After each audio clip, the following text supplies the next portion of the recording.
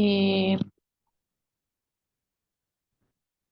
Bien, como había mencionado en la clase anterior, tenemos las interpretaciones de Zabaleta en cuanto a- a- al paso de Salamanca por nuestra historia. Habla de un ciclo militar que antecedió y en realidad de dos ciclos militares, ¿no? El poder político se encontraba en el ejército, pero esto no significa que las contradicciones dentro del mismo ejército desaparecieran. Sino que se manifestaban donde estaba concentrado el poder, ¿no? Recordemos que todo esto que se nos explicó por parte de Zabaleta, entendemos que los orígenes de la oligarquía y de quién en realidad tenía nación y quién en realidad era el gobierno dentro de nuestro país. En este periodo de la historia destaca que el gobierno era los empresarios mineros quienes en realidad tenían la capacidad de dirigir el país. En el caso de la oligarquía, eh, pues ellos representaban el control interno del país, pero no el control externo de los intereses del país. Además de esto, la oligarquía podría verse reflejada en dos grupos, ¿no? El grupo que, que era familia y, por decir, dinastía de muchas otras que estaban acostumbradas a tener los privilegios de siempre, ¿no? Y otro era el gobierno militar, o por decir, la oligarquía vista dentro del ejército, quienes sí tenían una especie de nación, ¿verdad? Porque ellos estaban identificados con el territorio que defendían y además de ello tenían conciencia de, de una cultura, de una costumbre y una identidad, a diferencia de otros sectores del, perdón, del país.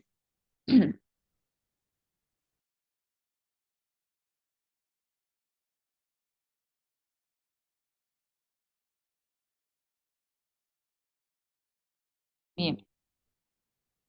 Em, Bien, por eso se decía que había una contradicción dentro del ejército también, porque las funciones del ejército no solo estaban limitadas a ser un instrumento del gobierno, sino que más bien estaban inmiscuidas en el plano político. Em, por eso dice que el ejército se convirtió en un escenario de la política. Bien, el segundo ciclo militar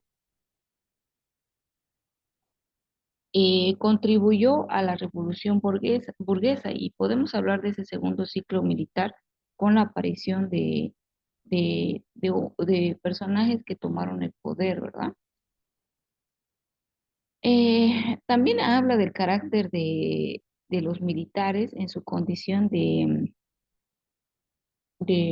mercenarios, como llama el autor, eh, pues estaban prestos a seguir las instrucciones del gobierno. Bueno, por eso dice que también el trasfondo de Salamanca estaba relacionado con este grupo privilegiado que jamás había gobernado, que mejor dicho, que jamás había probado el trabajo, que, que, que no conocían en realidad a su país y desde el principio tenían una cultura provinciana, viragada y arrogante y ciega, dice, ¿no? Y aquí yo les había puesto esto de que solo los peces no saben que habitan en agua, ¿no? Y esto nos hace referencia a cierta visión que Salamanca podría tener con respecto a la Bolivia que amaba. Definitivamente amaba Bolivia, pero desde su posición de clase que lo cegaba de la realidad, ¿no? Salamanca era fruto de 30 años de estabilidad liberal y por eso era tan ridículo atribuida a la inestabilidad política, porque se piensa que en este periodo la estabilidad era viciosa, una falsa estabilidad, ¿no? Entonces, eh, Salamanca era el resultado de una oligarquía que se negaba a dejar el poder. Bien, ante toda nuestra condición feudal, semifeudal, digamos, porque no se puede llamar exactamente como feudalismo, pero tiene muchas características de feudalismo. En esta etapa de nuestra historia era natural que existiera un sobresalto por parte de la población. Incluso el autor lo menciona como algo saludable. También se mencionan las características de la cultura racista, el desprecio que se tenía a las razas indígenas de las que se servían, ¿no? Entonces despreciaban a los que gobernaban y, y tenían en su mente las soluciones de, de que el progreso no venía a través de la población a la que gobernaban, sino que lo que podían hacer es buscar extranjeros de, de una condición más privilegiada o en sí, que fuesen blancos siquiera, para poder formarlos parte del gobierno. Aquí yo les había destacado el libro de Pueblo Enfermo de Alcides Arguedas. Les había explicado en qué consiste este libro, que en realidad es un análisis de todos los problemas sociales bolivianos, pero el problema está en que los culpables aquí son los inmorales eh, indios, pónganse, ¿no? Hans Kuhn también venía de un periodo, de un contexto racista y en realidad eso explica, eso para el autor explica por por qué se ha actuado con tanta osadía en,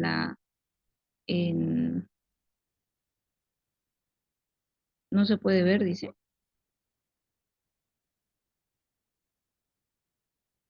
Bueno, ¿se Sí, puede conectar? sí, licenciada, se puede ver. Se ve bien. Se ve normal. Ah, ya. Entonces es un error de su compu de la compañera. Permítame un segundito.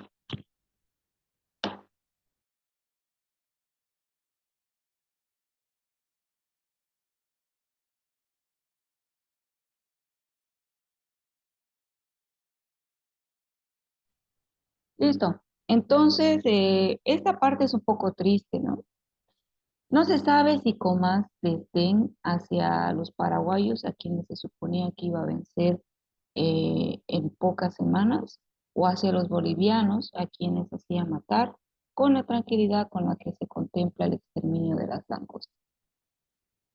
Sí, eso es otra cosa que no habíamos visto en el tomo 5, que no habíamos analizado las características discriminatorias de la élite que llevó a enfrentar a muchos indígenas.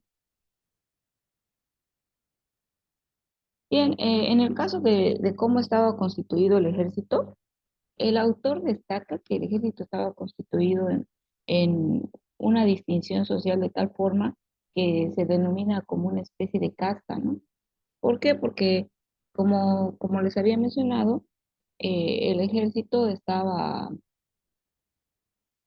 tenía un origen en la oligarquía, ¿no? Eran también parte de la oligarquía, solo con cierta distinción en su identidad. Eh, Bien, aquí una vez más los llaman mercenarios a a los militares. Se dice que la oligarquía boliviana confiaba en este grupo, que también era parte de su componente.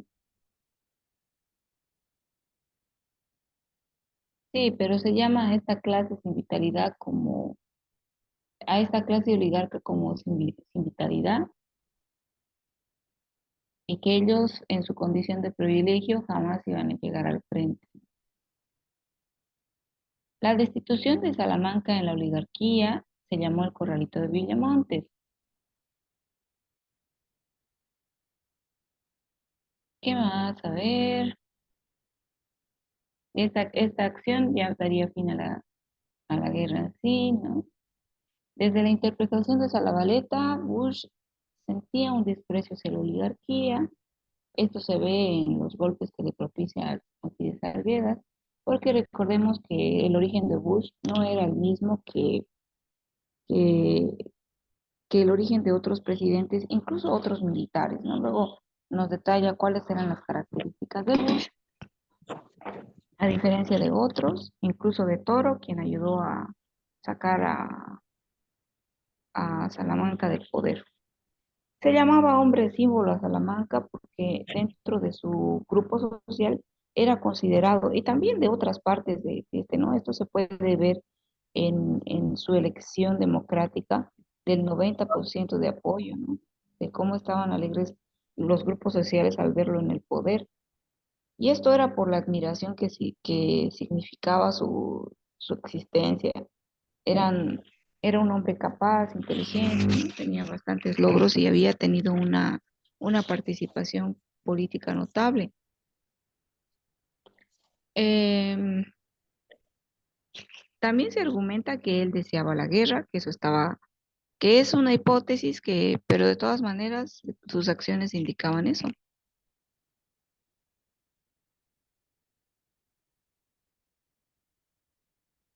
También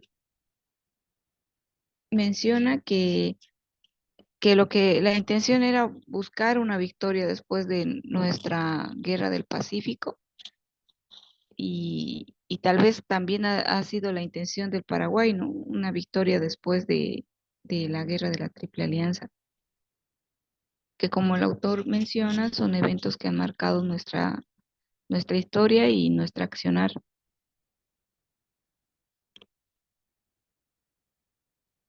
Sí, o sea, también se menciona que este proyecto de la guerra era algo notable que había logrado hacer esta clase social en agonía después del proyecto de Santa Cruz, que era como más ambicioso, ¿no? Y tenía más objetivos.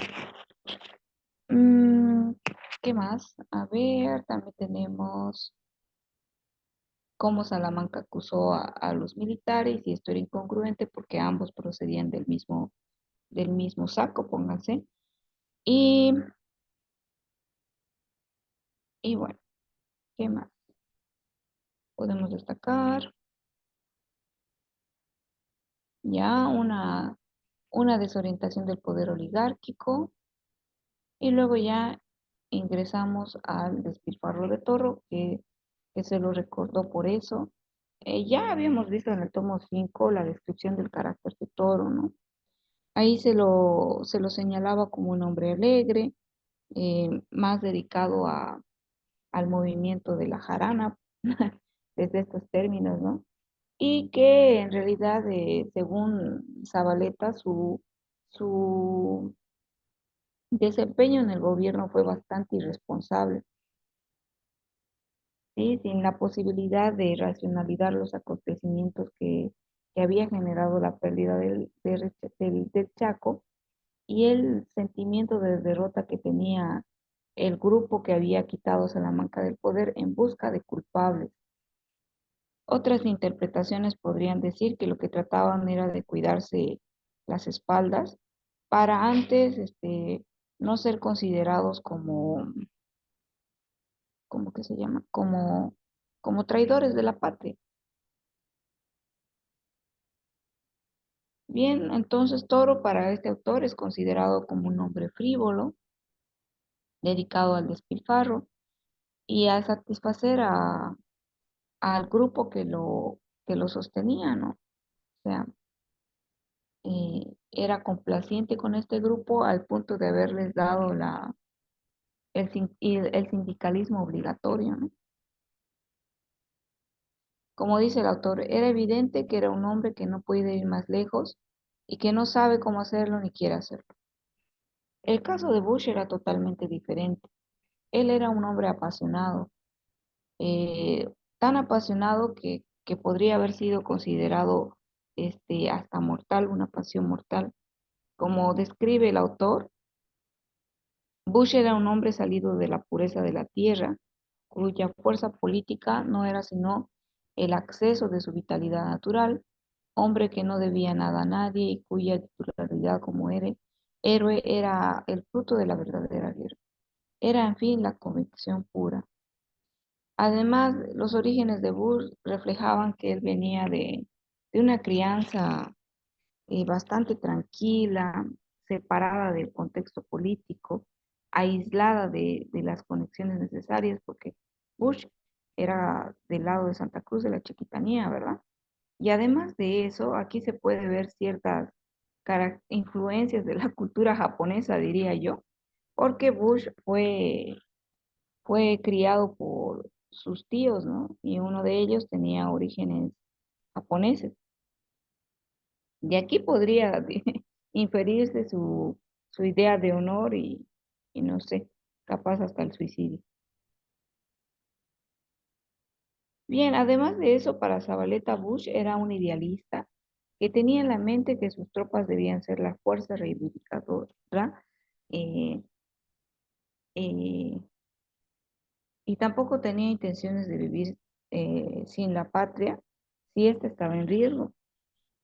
¿No? Aquí se resalta el idealismo extremo que tenía Bush.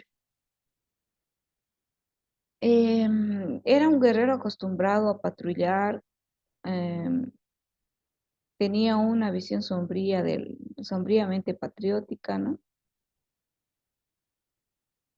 Y claro, veía como enemigos a la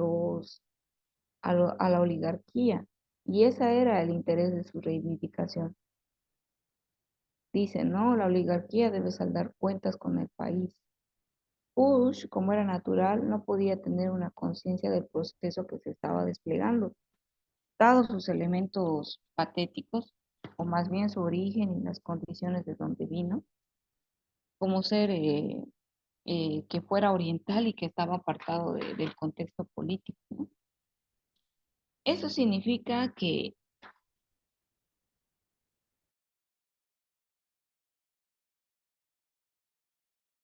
esto significa que en una lógica de la guerra existen además tendencias subjetivas que construyen esta lógica, ¿no?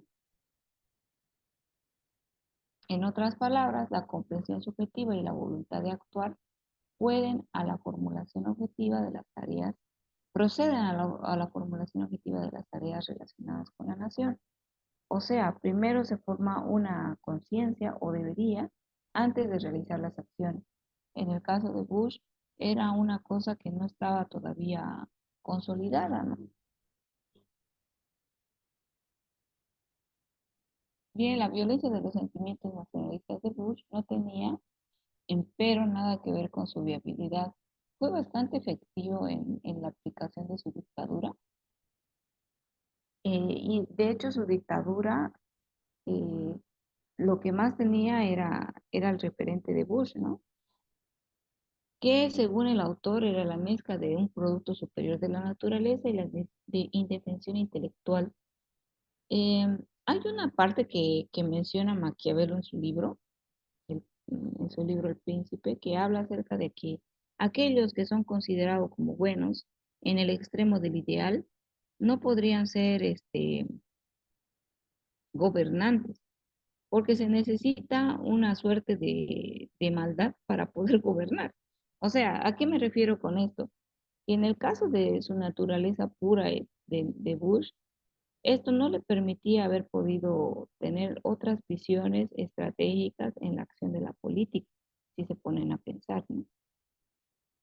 Bien, la muerte de Bush fue triste y podría haberse dado dos hipótesis al respecto, que fue asesinado o que más bien él se suicidó. En cualquiera de las dos es la pérdida de control de Bush, ya sea sobre sí mismo y lo que estaba realizando en el gobierno, o sobre aquellos a quienes tenía como enemigos. La crisis del aparato represivo del Estado oligárquico, el Estado creado por la gran burguesía minera del estaño después de la Revolución Federal, a principios del siglo, comienza aquí a vivir un movimiento de legitimación ideológica, pues la propia eficacia de coerción o violencia estatal no es sino la prosecución de la ideología en el resto de la década de los 40. Y se podrá comprobar la pérdida de eficacia del aparato represivo. Aquí la crisis del aparato represivo está marcada por la decadencia de tanto de su aparato represivo en tanto entendemos como el ejército, y también el hundimiento de su legitimación ideológica, ya en esos dos sentidos. Bien, el caso de Bush también significó un referente para la caída de este orden. ¿Por qué? Porque incluso no permitieron que fuese sucedido por eh, quien estaba acompañando el proceso, ¿no? Sino más bien pusieron a Quintanilla y luego a Peñaranda, que antes, que ambos favorecían a la élite. Ya por eso se decía que la democracia, a ver, eh, la misma democracia formal que servía para la legitimación eficiente de la gran minería en su fase de ascenso, sirvió como elemento de disolución.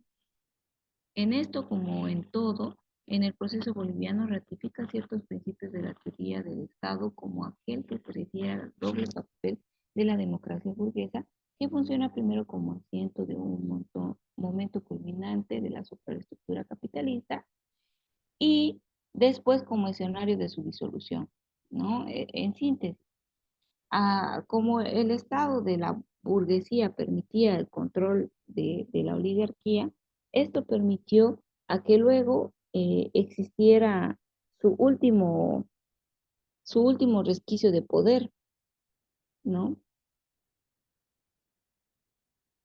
Aquí les puse esta pregunta: ¿por qué Lemenares recibió las derivaciones sociales del Estado de oligarca?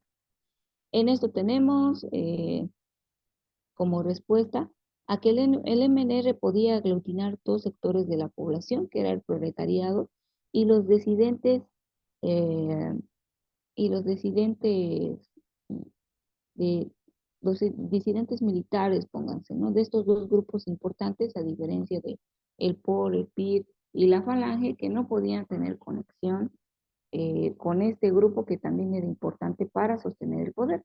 Vamos a ver que dentro de la estrategia del MNR, el papel de los militares o el nuevo grupo militar era sumamente importante para mantener el equilibrio, cosa que no podía hacer el POR y el PIR, primero porque habían apoyado a quienes fueron desertores de la guerra del Chaco, y también porque su visión extremista se asociaba solamente a fortalecer el proletariado, reconociendo la evidencia de que el aparato represivo estaba conformado por antiguos oligarcas de este origen. En el caso de la Falange, este tenía menos claridad por, por haberse fundamentado en un proyecto español.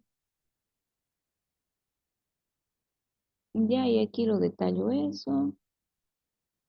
Bien, entonces el MNR tenía una condición de estar asociado a las lógicas y simpatizar con el ejército. Claro, porque el MNR también venía de un grupo de ex oligarcas, ¿no? Que eran los que habían fracasado sus empresas y representaban una preburguesía. Se conoce el concepto de preburguesía porque ellos dieron paso a que se diera la burguesía en sí, ¿no? Bien, ¿y qué más? Aquí están los intereses expresados. El MNR quería ingresar el poder y utilizaba al proletariado para tener ese fin como poder político. Y el MNR a su vez le proporcionaba al proletariado la posibilidad de estar en la palestra, ¿no? Ah, también se observa mm, ciertas características del Estado en aquel momento, ¿no? Bien, se habla de la lógica política, ¿no?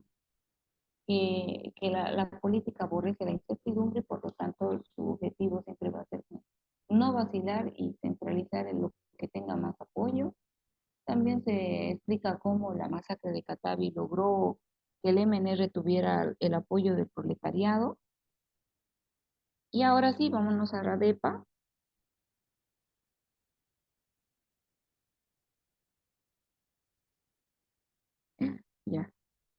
Este, ya, Villarroel en Radepa, ¿no? Villarroel tenía sus diferencias con respecto a cómo había sido Bush, pero también tenía una gran influencia de las ideas de Bush. Era una especie de Bush, pero sin tanto extremismo. Mm, Tito.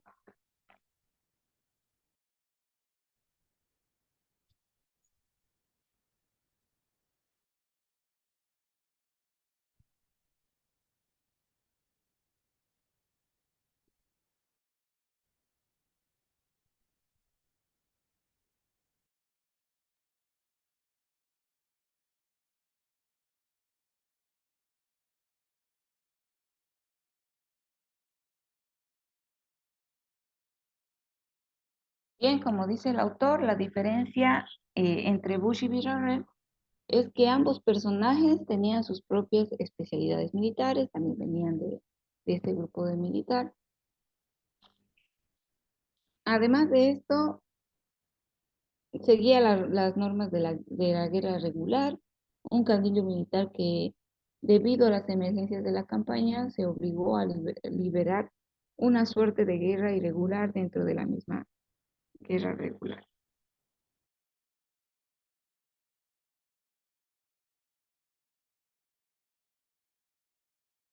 Dentro de la administración de Villarroel en su gobierno, se observa que sus intereses no eran tan ambiciosos y más bien pacientes y equilibrados en comparación a otros gobiernos o lo que se podía esperar para su época. En concreto, se limitó a imponer cierta modernización tributaria sobre la gran minería y actos casi simbólicos en favor de los campesinos, como la supresión del ponquiaje. Se lo considera un hombre paciente que procura mantener cierta convivencia entre los poderosos de la mina y los latifundios. Lo que trataba era más bien de generar una revolución atenuada, ¿sí? Lo único que pretendía era limitar la servidumbre, o sea, era lo mínimo que se podía pedir a las logias eh, oligarcas, ¿no? Y sin embargo, también se lo llama que Villarreal presentaba una especie de bushismo, utilizando el nombre de Bush, acrecentado, pero en realidad su forma de haber realizado estas reformas fue bastante tímida, lo que se convirtió solamente en una provocación para la oligarquía. Eh, sí, un esbozo, ¿no ve? Del deber estatal, de la independencia del Estado, pero ideas que llevaban la realidad con gran timidez. Entonces, esto lo que generó como resultado, esta actitud equilibrada de Villarreal, perdón, había convertido en la provocación para la clase dominante. Dice aquí el autor, ¿no? Argumenta que es mejor ir más lejos de donde se quiere ir para poder retroceder hasta donde se pretendía llegar. En cambio, sigo en Bush, Villarreal quería avanzar según objetivo por objetivo, digamos, era muy discreto en su accionar. Aquí se refleja las características del boliviano dominante de la época. Estas características dicen que el boliviano de aquel tiempo, es decir, uno ya intranquilo, con el sosiego perdido y la lucidez quebrantada, tanto como quebrado estaba aquello que pensó que como su normalidad, precisamente porque comienza a resquebrajarse, está menos dispuesto que nunca a retroceder a los retrocesos parciales, a la recepción de las reformas o reivindicaciones parciales. O sea, eh, pónganse que en la idea de los oligarcas ya no estaban dispuestos a perder más, ¿no? Ya la situación había sido tan tensa para ellos que cualquier retroceso significaba más estar acorralados ante el evidente final, ¿no? Entonces, ya había algo que estaba gestando esta situación, Y algo que rescata el autor es que se obligó a vender a precios bajos el mineral y a contribuir a la Segunda Guerra Mundial, ¿no? Aquí se rescataba, que se decía con eufemismos, directamente era que la guerra mundial era un enfrentamiento, que Bolivia no tenía por qué interesarse como país y que incluso mientras más gringos murieran era mejor para Bolivia.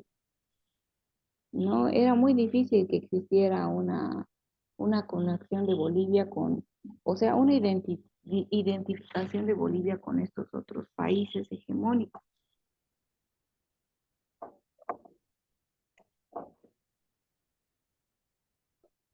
Ya. Desde la visión de Villarroel, en realidad vive ya las consecuencias de esta discusión que demostraba dos cosas. Primero, la discusión de que estamos hablando de la participación boliviana en el apoyo a los conflictos externos, ¿no? Lo que se discutía en este momento estaba relacionado a que la nación estaba juzgando desde su propia perspectiva nacional, ¿no? Desde su, desde su endocentrismo, ¿no? Como dice el autor. Y también que esa misma autorreferencia a la que ellos se valían eh, la vuelve impotente en la práctica porque no hay duda que el propio interés nacional, cualquiera que sea el asunto que se asiente, solo se resuelve dentro de los conflictos del mundo.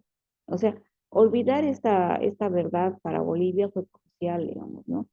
El olvidar reconocer de que si bien tenemos nuestros propios conflictos nacionales, estamos ubicados en un espacio y tiempo que es superior a nuestros propios conflictos nacionales.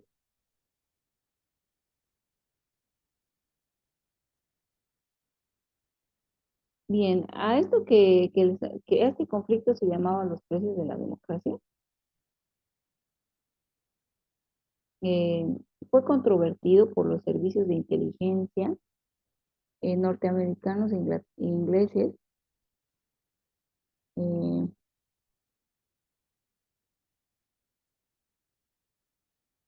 bueno, se llamaban contratos inmejorables por sarcasmo esto que se hizo, porque eran a favor de esta guerra que no nos, según los autores, no nos competía.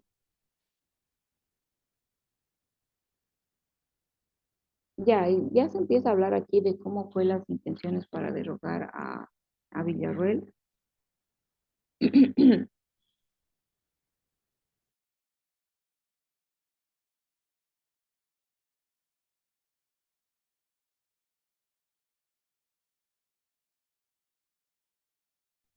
Ya.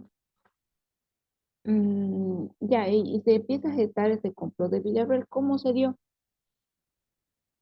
Primero se consideraba que el gobierno de Villarreal era una especie de complot pro-alemán, ¿no? Recuerden que Villarreal había tenido problemas para ser reconocido por Estados Unidos por las características de su gobierno y el apoyo por el cual se dio el golpe de Estado en el que ingresó. En las memorias de Bardem se prueba cómo se fraguó esto que se llamó el push nazi, según el cual el MNR es complicidad de la embajada alemana y preparaba la toma de poder como eje. Lo único que podía tener el MNR en común con los nazis era su xenofobia, pero incluso esa xenofobia incluía a los mismos alemanes. Entonces estos conflictos llevaron que el gobierno de Villarruel eh, no tuviera serios problemas en la nación también, ¿no? Esto sería lo que luego llevaría a, a contribuir en su final. Aparte de eso, de esta presión que recibía por no haber sido reconocido por el gobierno estadounidense, también estaba la presión que recibía por otros lados, como era la doctrina de la reta, de la intervención colectiva. Para esto yo tengo aquí, ¿se ve?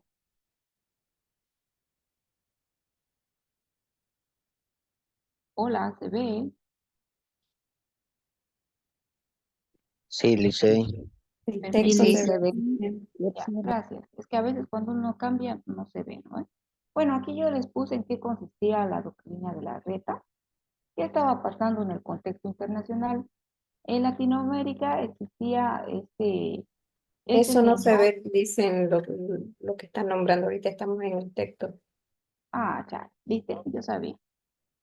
Bueno, bueno, tiene solución.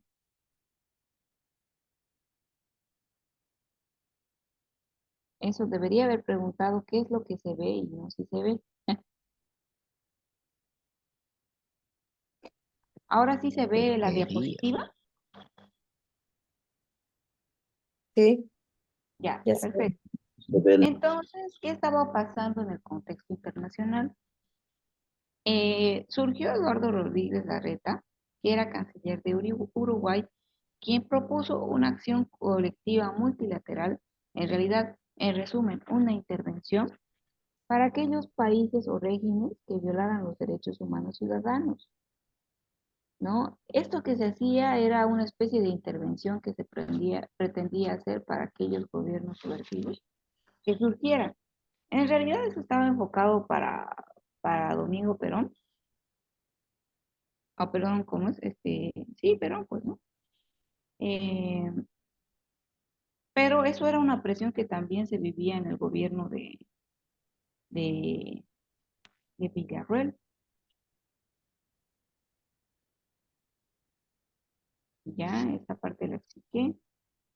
En sí, los intereses de Villarroel, como dice el autor, sus metas en suman eran modestas, con humildad misma, se reducían a pedir que el país más pobre del continente no fuera obligado a perder nada menos que las varias centenas de millones de dólares, que eran dólares mejores que los actuales, al servicio de la causa que no le importaba.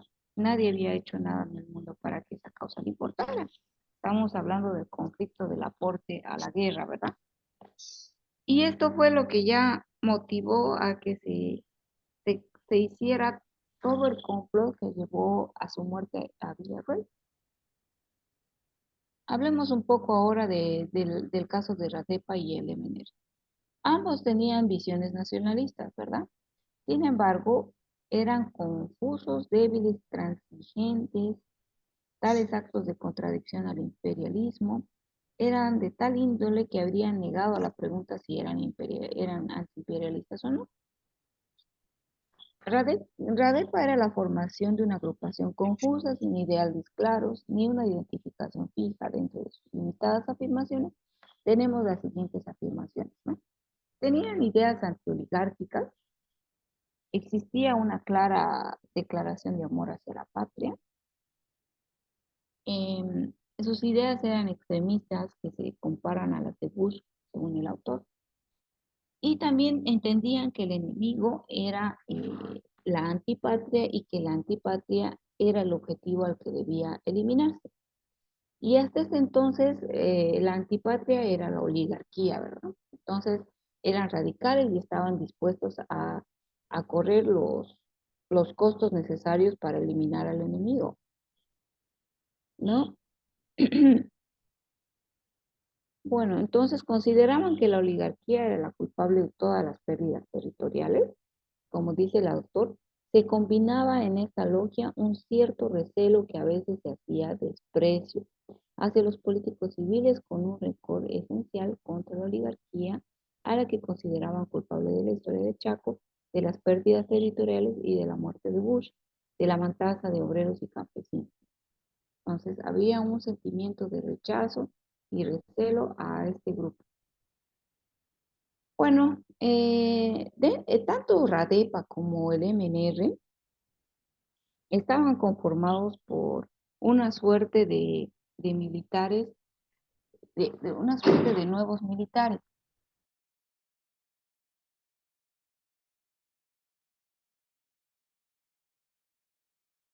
Un segundito, por favor, enseguida vuelvo.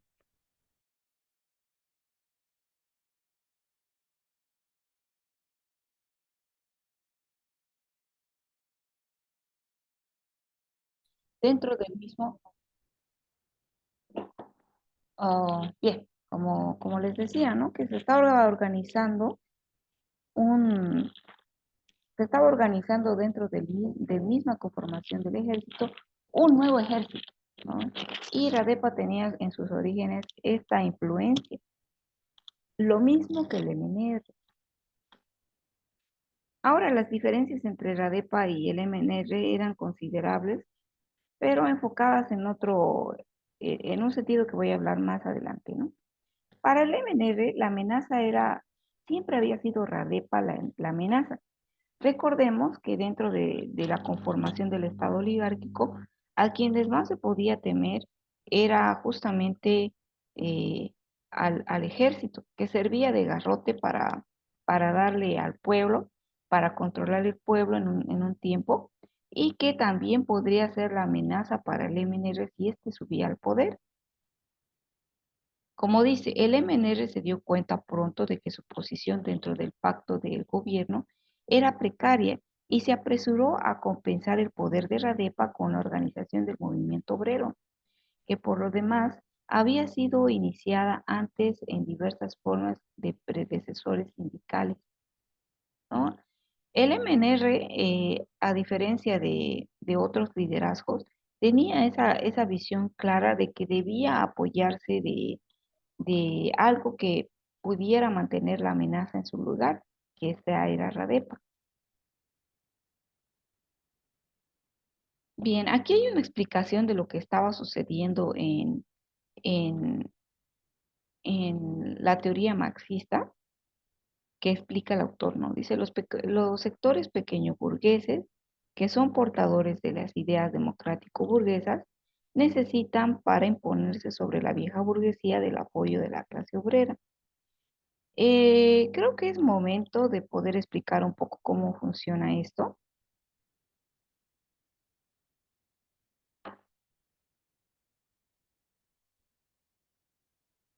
Ya, espero que se vea la diapositiva. ¿Se ve? Sí se ve, licenciada. Ya, perfecto. Aquí hay una pequeña explicación de lo que consiste la lucha de clases según Marx, ¿sí? Solamente la traigo aquí a forma de colación y de repaso para no tener las ideas volando, ¿no? El autor está haciendo referencia a esta misma teoría para explicar cómo funcionaba las clases, la lucha de clases. Así, la clase trabajadora, que es la que se va a imponer a la clase dominante, aquí hay un conflicto entre esas dos clases. Una representa a la burguesía y otra representa al proletariado. Y el motivo de su movimiento y de su pedida de cambio es la desigualdad que existe entre ambas clases sociales, ya que una se impone sobre la otra y la utiliza como medio para poder lucrar a través de ella. Esto ya no se da en un contexto feudalista.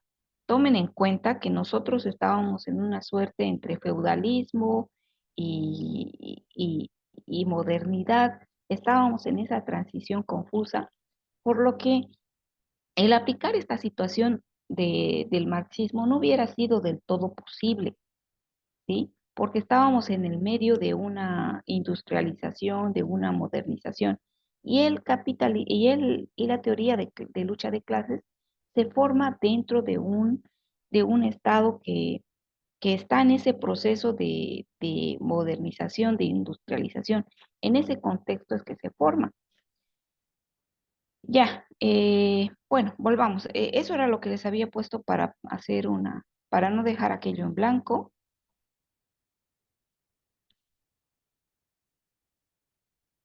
Bueno, continúo.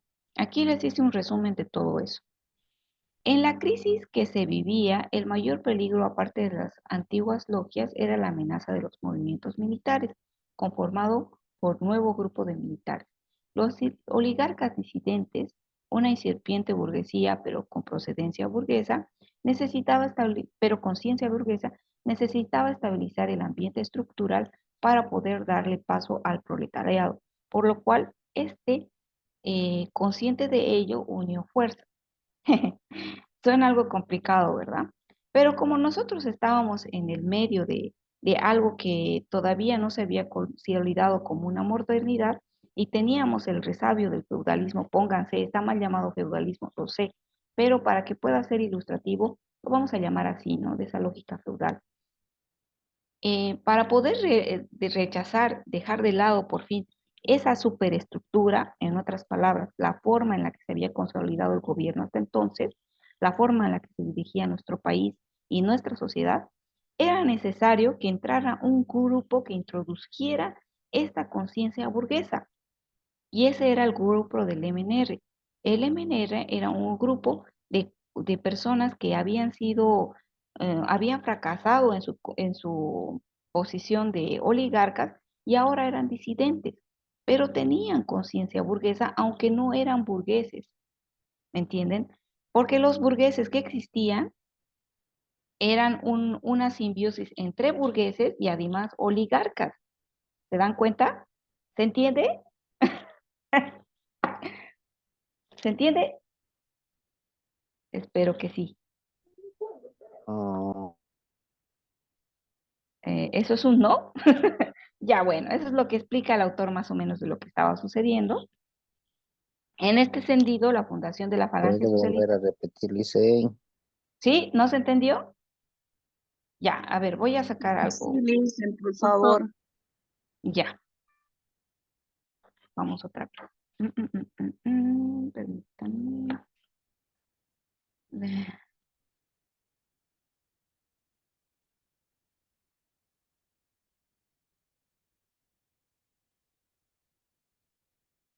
Ya, ¿ven la pizarra? Se está cargando, dice.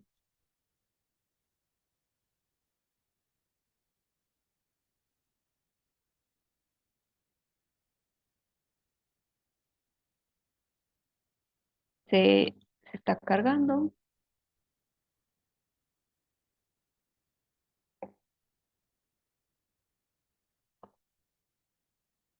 Ahora sí la ven, me imagino, ¿no? Porfa, procuren no tocar la pizarra. Miren, ya la están rayando. No, no rayen ya, porfa, para que pueda explicarlo de la forma más breve y rápida. El autor está explicando entonces la teoría de clases, ¿verdad? La teoría de clases es igual a la lucha entre dos grupos de poder, que es el proletariado y los burgueses. Esa es la lucha de No, clases. licenciada, no se ve del texto lo que está explicando, por favor. No es del texto, estoy mostrando la pizarra. ¿Se ve Ah, la ya, muy pizarra? bien. Ya, listo. Sí. Ya, entonces lo que estoy explicando, no rayen, porfa, están rayando, no toquen la pantalla, porfa. Gracias. Entonces, la teoría de clases que está explicando el autor, estoy explicando lo que está explicando el autor, pero para que se entienda, ¿de acuerdo? Es la lucha del proletariado versus la burguesía. Esa es la teoría de clases. Ahora, esta teoría se da en un contexto donde existe una industrialización, pónganse igual a modernidad, ¿ya? En cambio, en nuestro país, lo que estábamos viviendo era una especie de feudalismo y latifundismo, ¿no? Algo así, una cosa complicada. Teníamos ciertos progresos en el plano de la modernidad, pero aún no nos considerábamos en este momento, ¿sí? Nosotros teníamos burguesía, sí, porque la burguesía es la definición de aquellos que generan un aparato productivo y tienen los medios de producción en sus manos.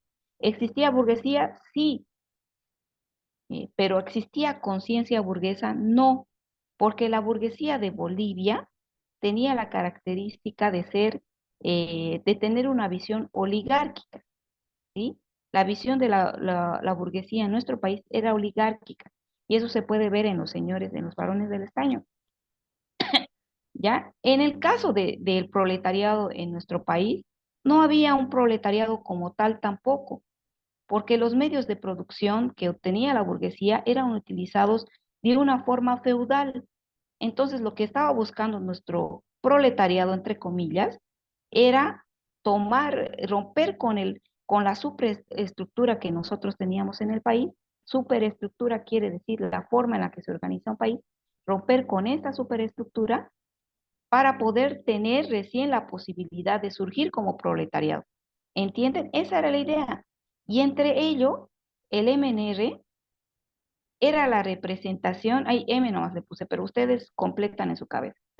El MNR era la representación de una conciencia burguesa, porque ellos sí tenían la conciencia burguesa, pero no tenían burguesía, ¿ya? No eran burgueses, no tenían los medios de producción, eran pobres, eran los oligarcas que habían fracasado y se habían convertido en MNR, ¿entienden? Por eso este proletariado, entre comillas, se unió al MNR para poder hacer frente a esa situación. Bien, eso Licen, era no la vimos pizarra. nada de su pantalla. Sí se vio, Se licenciada, ve, lo que estaba se ve haciendo en la la pizarra, pizarra. está bien. Ay, ¿Se ya, ve de casi me verdad? muero. Porque la mía me sale. Ya. Ay, Dios, casi me da un infarto. Ya, entonces lo voy a cerrar esto, pero espero que en mi explicación se haya entendido, de verdad. Yo sé que es algo que Sí, requiere mucho más trabajo, pero a ver, espero que se Se entiendan lo entiende, posible. Luis. Perfecto, bien, perfecto. Seguimos entonces. se entendió. Entonces, este era el asunto que nos está explicando el autor en esta página 53 en adelante. Y bueno, explica también el caso de la falange socialista. No, perdón. Cómo fue apareciendo la Federación Sindical de Trabajadores Mineros en Bolivia, ¿no? Y ahí está explicando. Lechín fue un personaje sumamente Le importante en dicen, esta no parte se de... ve ahora. Ya. Ahora sí no se ve lo que está compartiendo. Ah, ya. Disculpen. Ya. Volvemos al libro entonces, ¿sí? Entonces, ahora sí lo que vamos a ver es la participación de Lechín y cómo se ha jugado. Miren, van a ver la astucia del entramado del MNR para luego poder potenciar la sublevación que existió, ¿ya? En todo esto que hemos explicado, ¿no? De la toma de clases, de la lucha, que si hay burguesía, que no hay burguesía, lo que tenemos que ver es cómo ha emergido la Federación Sindical de Trabajadores Mineros a Bolivia. Esta federación fue crucial porque el MNR plantó y obtuvo de este lado la designación de uno de sus, por decir, cooperadores dentro de su movimiento, que se convirtió luego en un subprefecto de Uncía. Este fue Lechín, ¿ya? El papel de Lechín dio un vuelco a todo lo que se conocía como orden dentro de nuestro país. Ha roto con el orden. ¿Por qué? Porque dentro de todo esto que explica el autor, se dice del apreciamiento que hizo Lechín al gerente de la mina de Uncía, ¿no? Este, en su condición de subprefecto, lo convocó a una reunión donde le pidió ciertas acciones a tomar a favor de su sector. Este, al negarse el gerente, fue apresado, ¿no?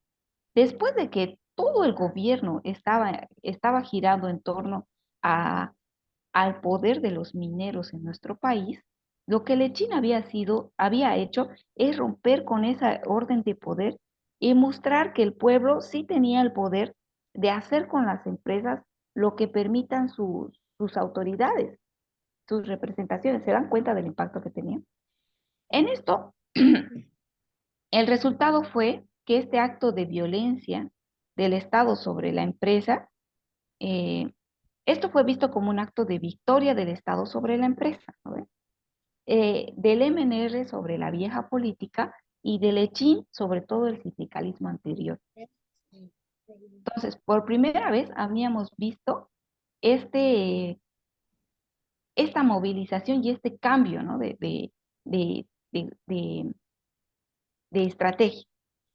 Bien, lo que significó, lo que simbolizó este acto fue que el subprefecto de Uncía estaba demostrando por primera vez que era portador de algo más importante que la empresa, allá donde las empresas habían demostrado 100 veces que eran las del poder, ¿no? Bien, eso hay que tenerlo como antecedente, ¿de acuerdo? Vamos a seguir. Dice, la oligarquía no tenía el gobierno, sino lo que temía era al empoderamiento del pueblo. Bien, no eran pues las medidas del gobierno, sino los que había debajo de ellas, como el contenido de clase, o sea, como tendencia histórica. Lo que preocupa a la oligarquía y ahora también al propio imperialismo norteamericano, el sistema oligárquico estaba en decadencia, pero no tanto como para hacerse cargo de la ideología de Radeva con un acento irracionalista, pero también irrenunciable. Y la organización del movimiento obrero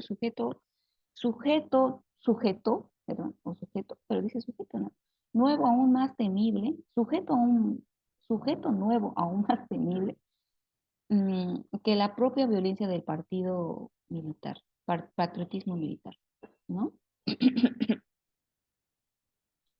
Entonces aquí vemos dos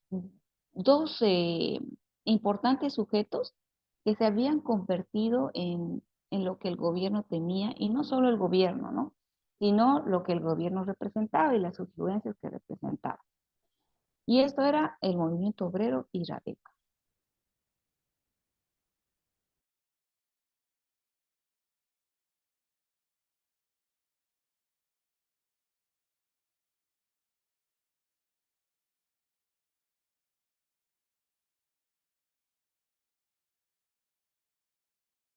Bien, esto lo que explica que en lugar de luchar contra las modestas medidas de poder, se lanzaban de hecho contra el régimen como tal, es decir, en una suerte de tour de force, que quiere decir despliegue de graduación de gran habilidad, supremo en el exterminio final del bloque Radepa-Minero, ¿no? O sea, estaban aterrados por la situación, por lo que simbolizaba Radepa y el movimiento obrero. Por eso es que fueron a buscar no solamente el control de estos grupos, sino su aniquilación. Y aquí ya vamos a ir viendo cómo es que se dio esa aniquilación. Villarroel no era ni de Radepa ni del MNR, ¿no ve? Eh, pero se pensaba en una aniquilación del Estado, porque Villarroel era un idealista al igual que Bush.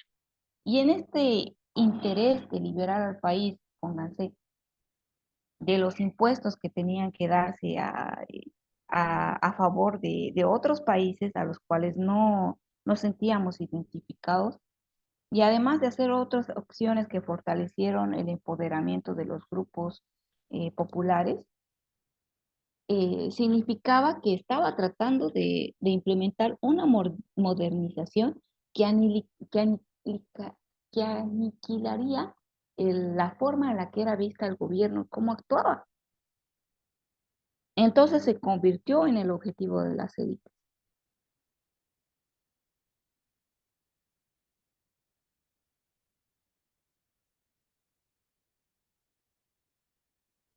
Entonces, la conclusión de esto, de esta provocación, fue matar a Villarroel.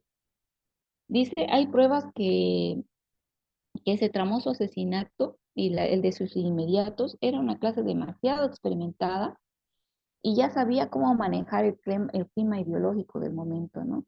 Y estaban buscando, o sea, ante toda a esta decisión que había tomado, un motivo, una justificación para desencadenar todo el despliegue de su accionar. En esto se puede ver cómo cuando Radepa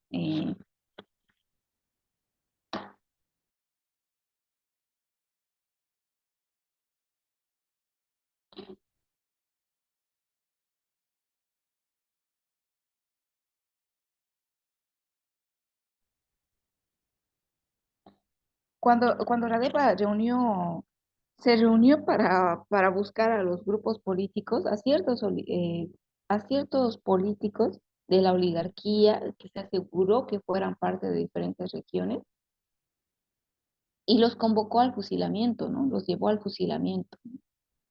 Dice, este fue el último despliegue de la oligarquía donde demuestra cómo prepararon el ambiente que luego justificaría el último y más perfecto de sus despliegues, el invento de Chulspipata y Caracollo, ¿no ve? Esto que ocurrió en Chuspipaz de Caracollo cuando fusilaron a una decena de oligarcas, fue lo que llamó a que la población se convocara, ¿no? O más bien que la oligarquía convocara a la población bajo el título de un comunicado que se dijo que en la mañana, que Razón de Patria hasta el momento había fusilado a las siguientes personas, ¿no? Este fue cómo se fue gestando la caída de Villarreal.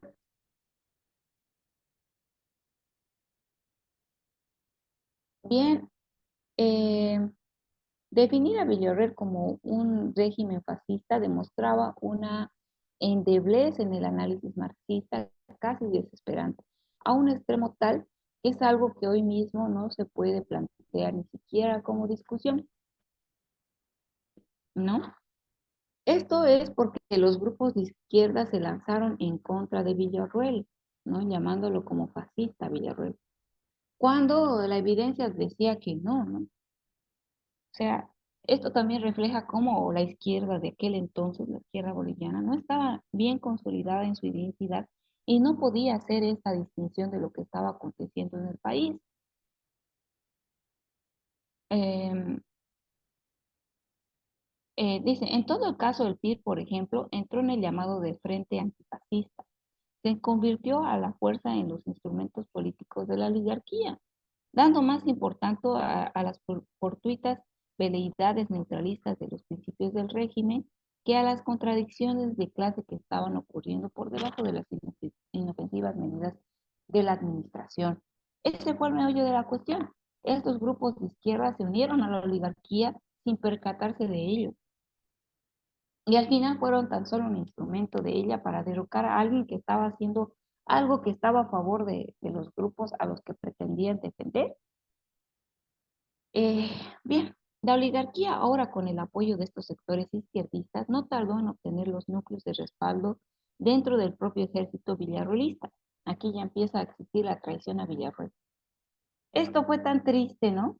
Porque la respuesta de Villarroel marcó el,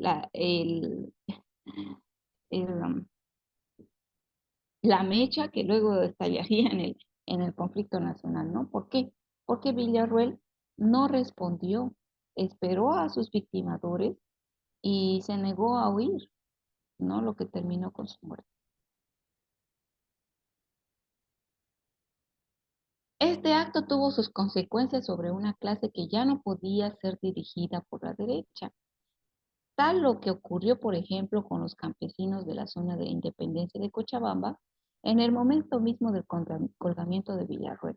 Dice que dentro de este suceso trágico que hubo cuando estaban colgando a Villarroel, se estaba llamando al Congreso indígena. Alguien que estaba ahí, un dirigente que estaba dentro de lo que había ocurrido con Villarroel, fue el que presenció o sea, que pertenecía a la región de José Mercado, el coronel José Mercado, que antes era de Radepa. Esto se vio como un acto de traición, ¿no? Lo que había hecho Radepa, lo que había hecho, claro, Radepa, pero también lo que había hecho el coronel Mercado, que era una representación de Radepa. Aquí vemos entonces cómo el pueblo se levanta con el título en mente, ¿no? De Ha muerto nuestro padre. Y este resultado fue la rebelión campesina en la región y el asesinato de Mercado. Esto había alcanzado a la comunicación entre clases, hecho imposible entre las etapas históricas anteriores. Entonces aquí ya más o menos se podía ver cómo se organizaba la población. Em, Dice que se suele suscitar en 1952 el momento de la destrucción del Estado llamado minero feudal, em, que en efecto el momento de su caída concreta, pero un Estado agoniza durante mucho tiempo, ¿no? Y esto es lo que se ve, la agonía empieza aquí, con el colgamiento de Villarroel. Se abre una lucha abierta entre un Estado decadente y el movimiento democrático burgués en ascenso. Bien, por consiguiente, lo que llamamos la lucidez de un movimiento o de su beocia no son sino la aplicación de datos del individuo a capacidades que aquí nacen en una determinación material. Bien, la experiencia que ha provisto para entonces el hombre del MNR, del conocido y robusto de tres hechos simples e inconmovibles, ¿no? Estos tres hechos fue lo que conformó la fuerza del MNR. Uno, era demasiado próximo a la oligarquía, ¿no? Eh, por esto mismo no la consideraba como superior, porque el grupo que formó el MNR eran disidentes oligarcas, no sé si llamarlos disidentes oligarcas, pero tenían sus antecedentes en la oligarquía. Am, También tenía el apoyo de militares. Los militares, ni aún los más eh, robespierrianos, tendrían la capacidad como para integrar las nuevas clases de la política. Es decir, porque ellas se integrarían en un caso contra los militares, ¿no? O sea, tenía el apoyo de los militares y además de esto, los militares no tendrían la fuerza en sí, por sí mismos. Sabía que el nuevo personaje era la clase obrera y antes, anticipándose que si la clase obrera no formaba parte del gobierno, esta tarde o temprano subiría y quitaría el control del gobierno, la incluyó dentro de su plan de gobierno. Por tanto, se daba cuenta de que o se daba un papel a los obreros o ellos se tomarían tarde o temprano. Estaba contemplando como una lucha del movimiento obrero, sino que era un proyecto burgués que contemplaba el papel del proletariado por el evidente peligro que el proletariado representaba para el mismo gobierno. Bien, luego tenemos la Guerra Civil de 1949. En esta guerra eh, se pueden observar dos hechos fundamentales. El primero, que el núcleo democrático burgués está en el proletariado minero y no en los campesinos. Aquí hay una clase y esto se llama una clase y está llamado a liberar a la otra y que en su corazón sea el movimiento obrero el que haga la revolución democrático burguesa que se sentía frustrada cuando puede ir mucho más de la revolución democrática. Bueno, se despliega este movimiento, este papel del movimiento obrero y de una distinción ya de clases. Ya se hablaba del proletariado minero y una diferencia con aquella clase que era la indígena, campesina, ¿no? También el segundo punto en esto es que una revolución nacional se trata por primera vez de acontecimientos nacionales en su propio espacio. Y esto ya habla de una integración, ya no solamente de unos cuantos grupos, sino que ya había una representación en toda la región. Y esto fue lo que lo catapultó, digamos, ¿no? En esta guerra civil de 1949. En una acción relámpago del MNR, acabó por apoderarse de 5 de los nuevos departamentos del país, que en ello pudiera suceder que si la práctica se dispusiera de armas, demuestra que el carácter abrumador en cuanto a su número, el número de movimiento, ¿no? Ya, tuvo fracaso en dos zonas centrales, La Paz y Oruro, pero ya se observa una fragmentación del poder. El modo mismo del planteamiento militar de la oligarquía demuestra entonces una psicología.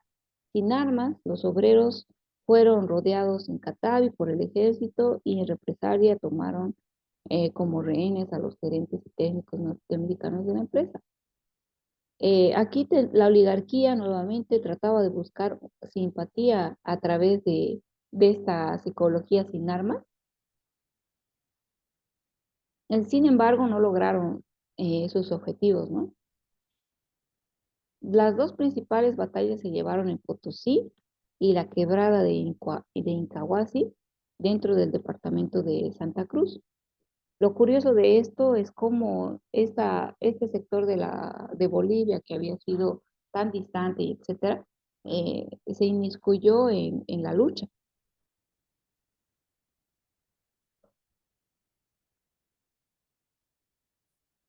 Ya aquí otra vez se vuelve a ver ese accionar por parte de, de esta milicia, ¿no? Que iba en contra de la, de la, de la revolución, que empezó a colgar, ¿no?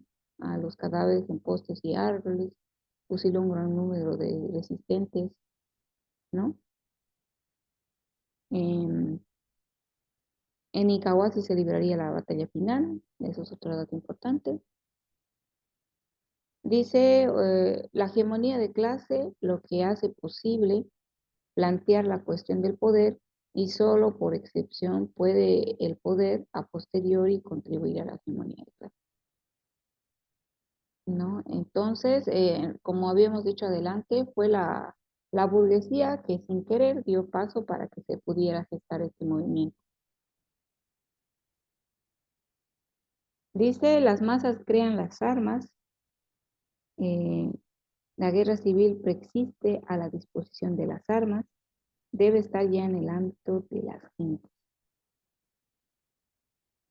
La situación revolución, en lo subjetivo la revolución consiste en eso, ¿no? En que se está dispuesto a arriesgar la vida por las cosas del poder. Y eso fue en síntesis esta, esta guerra civil de 1949. La revolución pretendía la distribución de la tierra. O sea, dice que mientras se daba la revolución, se iba repartiendo la tierra. En 1943 era una innovación porque hasta entonces toda la conspiración era militar y sin embargo en este momento había una gran convocatoria por parte de la sociedad. Bien, se habla de eh, esta, esta condición de alianza que hubo entre de estos dos grupos de poder, ¿no? Dice, explotaron entonces lo que tenían de superior, que era su capacidad de actuar dentro del aparato militar, capacidad que, como hemos visto, no tenía ningún otro sector. Purgado el ejército del MNR explota en 1949 la pérdida que tuvo dentro de los militares, compensándola con su influencia en las masas mismas, y por eso tiende a plantear como una guerra civil lo que antes debió existir como conspiración. Aquí se observa cómo había obtenido cierto apoyo por parte de ese ejército purgado que menciona, y los conocimientos que ellos tenían para aplicarlos en la disputa. Las pérdidas que alcanzó en este conflicto compensaron su acercamiento hacia las masas, ¿no? Eh, bien, también se ve que la llegada de Paz Ascensor al poder solamente incluía al voto calificado en ese entonces y existía la mayor parte de obreros y campesinos que en realidad era donde más tenía apoyo Paz Ascensor. Él fue vencedor de las elecciones de 1951. Y como sabemos, la respuesta fue el tratar ¿qué se llama? De refrenar esto, ¿no? La última acción desesperada que se ve antes de la revolución del 52 dice, el camino más rutinario de desconocer las elecciones, encaramar el poder en la nueva junta militar y, en fin, suprimir todas las alternativas democráticas. Con ello se completaron las condiciones subjetivas para que en menos de un año existiera la insurrección de las masas el 9 de abril de 1952. Entonces, ya no pudieron seguir prolongando su caída y hicieron lo que estaban acostumbrados de hacer, que era reprimir al pueblo.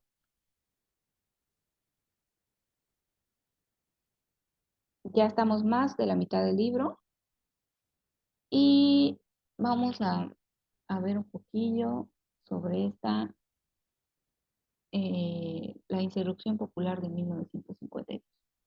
En su forma, en su forma, se trata de un golpe de Estado transformado en una insurrección significativa, a la vez que el MNR, cuyos negociadores y conspiradores eran, en el caso del Chinisides, planteaban como traspaso del mero aparato estatal, lo que iba a ocurrir en realidad en términos mucho mayores como situación de un Estado por otro, de un bloque de clase por otro, es decir, como una revolución en forma. Bien, como hemos visto más adelante, la revolución no se trataba de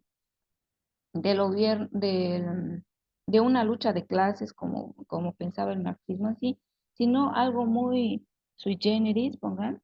¿Por qué? Porque lo que trataba sí era una revolución de lucha de masas, porque había un gran número a favor de esto con diferentes objetivos, pero el objetivo era el cambio del modo en el que se vivía el Estado, ¿no? Bien, la táctica popular viene de la lógica de la guerra del Chaco, lo que se aprendió en la táctica paraguaya, y esto era, primero, obligar al ejército a dividirse en el combate, formando pequeños corralitos, a lo que habían llamado corralitos, que eran